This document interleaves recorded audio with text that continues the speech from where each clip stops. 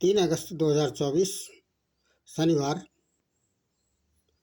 श्रावण मास के 18 गते और कृष्ण पक्ष है, चतुर्दशी तिथि है जो 3:50 अपराह्न तक रहेगी। सूर्य पुनर्वसु नक्षत्र में है और 11:59 पूर्वाह्न तक रहेंगे और वज्र योग है जो 11:01 पूर्वाह्न तक रहेगा और कर्ण आज शकुनी है जो 3:50 अपराह्न तक रहेंगे। भगवान शिववास शमशान है और अग्निवास आकाश है और चंद्रवास, जैसा कि जब चंद्रमा 4-8 बार राशि में गोचर करते हैं तो ऐसी स्थिति में चंद्रवास उत्तर दिशा बताया गया है। यदि गोचर देखें तो चंद्रमा, सूर्य और चंद्रमा कर्क राशि में है तो आज के लिए उत्तर दिशा चंद्रवास उत्तर दिशा है। यदि इस दिशा में कोई यात्रा की जाए या यह दिशा दाहिनी ओर को पड़ती है तो ऐसी स्थिति में यह शुभकारक यात्रा कही जाएगी या कोई भी कार्य किया जाए तो उसमें शुभ फल प्राप्त होंगे। ग्रह गोचर, सिंह राशि में बुध और शुक्र गोचर कर रहे हैं, केतु कन्या राशि में है और राहु मीन राशि में है, शनि कुंभ राशि में गोचर कर रहे हैं, मंगल और गुरु वृष राशि में है, सूर्य और चंद्रमा कर्क राशि में गोचर कर रहे हैं। सूर्य दक्षिणायन है। जैसा कि मानसागरी जो ज्योतिष की पुस्तक है उसके पेज नंबर 284 से 288 तक श्लोक नंबर 1 से 35 तक नवग्रहाणाम पुरुषाकार चक्रम का वर्णन किया गया है। इसको यदि विश्लेषित करें तो ये यदि हम एक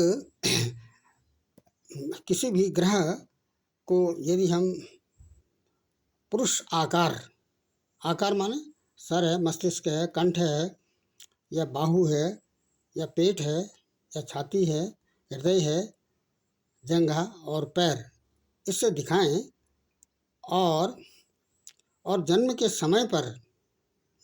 समय पर जो ग्रह जिस नक्षत्र में होता है वहाँ से अगर प्रारंभ किया जाए, उदाहरण के लिए ये एक टेबल है, इसमें 1 से लेकर के ये 27 तक नक्षत्र हैं, अश्विनी भरणी कृत्तिका रोहिणी, इस तरह से ये 18वें नंबर में ज्येष्ठा नक्षत्र पड़ता है।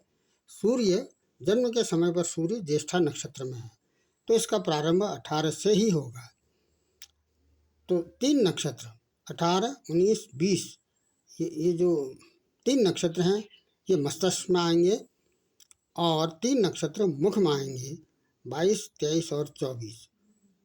21, 22 और 23 ये मुख में आएंगे और 24 तथा 25 कंधे में आएंगे और 26 तथा 27 बाहु में आएंगे। ऐसी स्थिति में क्योंकि सूर्य जन्म के समय पर ज्येष्ठा नक्षत्र में है, जो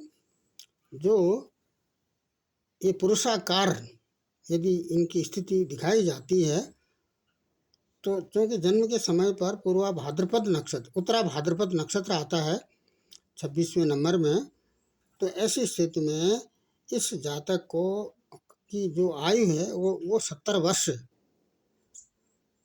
मानी गई है और इसका जो दैनिक जो जीवन है वह स्थान भ्रष्ट बताया गया है।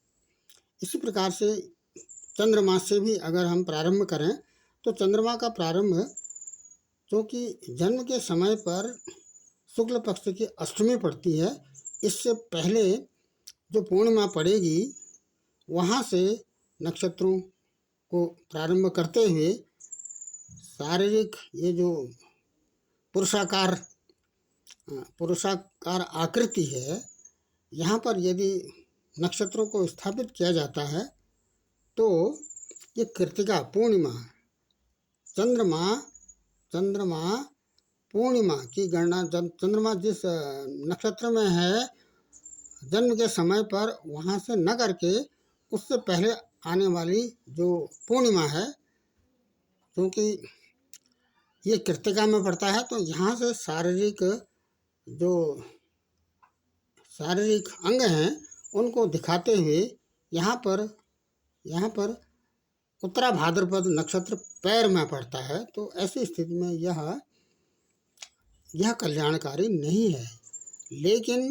लेकिन यदि हम चंद्रमा को उत्तरा भाद्रपद से दिखाएं तो यह मस्तक पर पड़ता है। तो ऐसी स्थिति में अर्ध सिद्धि इसके जीवन में या इसकी जो कर्म फलों की अक्षर माला है वहाँ पर लिखी गई है।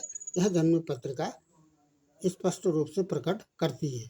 और मंगल के जो नक्षत्र हैं उससे सुख की प्राप्ति होती है। और जन्म के समय पर बुध अनुराधा नक्षत्र में है, इससे कष्ट दिखाया गया है। और गुरु पूर्वा फाल्गुनी नक्षत्र में है, तो मानव आकार दिखाने पर इससे प्रीति लाभ प्रकट होता है।